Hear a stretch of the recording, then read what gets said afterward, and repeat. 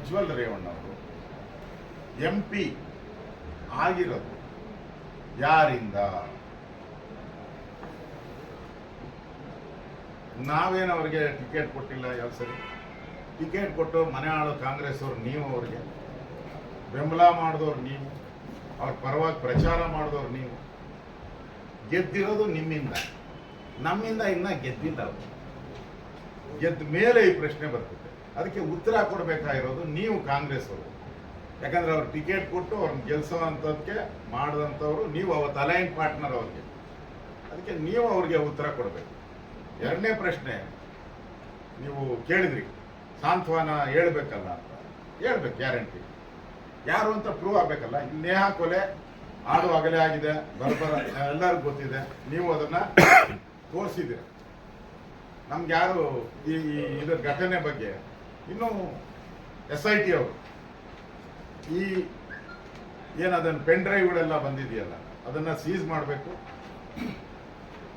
Seize ಆದ್ಮೇಲೆ ಅದನ್ನ ನಿಜ ಪೆನ್ ಡ್ರೈವ್ ಅಲ್ಲಿರೋದು ನಿಜನ ಸುಳ್ಳ, ಯಾಕಂದ್ರೆ ಎಲೆಕ್ಟ್ರಾನಿಕ್ ಅಲ್ಲ, ಎಲೆಕ್ಟ್ರಾನಿಕ್ ಇರೋದ್ರಿಂದ ಅದನ್ನ ನಿಜನೋ ಇಲ್ಲೋ ಅಂತ ಮಾಡಬೇಕು. ಮತ್ತೆ ಇದನ್ನೆಲ್ಲ ಯಾರು ಮಾಡಿದ್ದಾರೆ ಅಂತ ಎಲ್ಲ ಆದಮೇಲೆ ಅದು ಬಂದ್ಮೇಲೆ ನ್ಯಾಚುರಲ್ ಆಗಿ ಈ ದೇಶದ ಕಾನೂನು ಅಡಿಯಲ್ಲಿ ಈ ದೇಶದ ಯಾರು ತಪ್ಪಿಸ್ಕೊಳಕ್ ಸಾಧ್ಯನೇ ಇಲ್ಲ.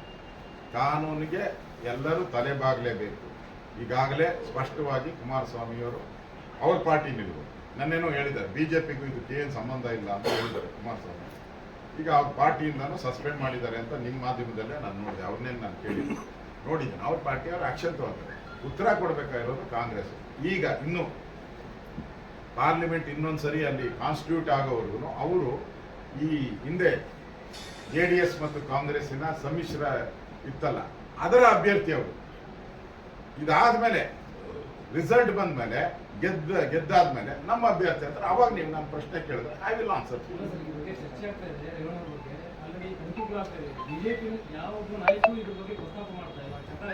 ಎಲ್ಲರೂ ನಾನೇ 3ನೇ ಸರಿ ಇದು ಪ್ರೆಸ್ ಮೀಟ್ ಅಲ್ಲಿ ಹೇಳಿದ್ದೀನಿ. ವಿಜಯೇಂದ್ರ ಅವರು ಹೇಳಿದ್ದಾರೆ, CT ರವಿ ಅವರು ಹೇಳಿದ್ದಾರೆ, ಪ್ರತಾಪ್ ಸಿಂಹ ಅವರು ಹೇಳಿದ್ದಾರೆ. ಇನ್ಯಾರಪ್ಪ ಹೇಳ್ಬೇಕು ಅಂದ್ರೆ ಅವ್ರ ಕೈಲಿ ಹೇಳಿಸ್ತಾರೆ. ಮಹಿಳಾ ಮೋರ್ಚಾದಿಂದ ಎಲ್ಲಿ ಕೂಡ ಪ್ರತಿಭಟನೆ ಕಾಣಲಿಲ್ಲ. ಅಲ್ಲ, ಆಗ್ಬೇಕಲ್ಲ. ಇನ್ಸಿಡೆಂಟ್ ಬಗ್ಗೆ ಸ್ಪಷ್ಟವಾಗಿ ಯಾರು ಈ ನೊಂದಂತವ್ರು ಯಾರು ಅನ್ನೋದ್ರ ಬಗ್ಗೆ, ಈಗ ನೊಂದಂತವ್ರು ಯಾರು ಅನ್ನೋದ್ರ ಬಗ್ಗೆ ಇನ್ನೂ ನಮ್ಗೆ ಗೊತ್ತಿಲ್ಲ.